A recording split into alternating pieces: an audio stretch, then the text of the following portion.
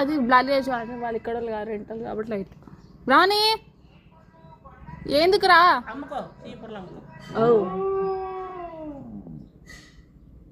సరే కూర్చో పోయిందిగా కూర్చో కూర్చో ఏం అమ్ముతో గేట్ దాటాలి ఇంకా అమ్ముకున్నట్టు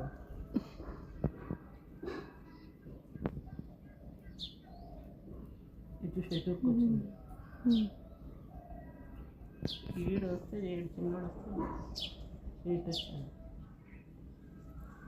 పెద్ద కుక్క వచ్చాడు పెద్ద కుక్క ఆడికి పోయినాడు ఈడు దాకా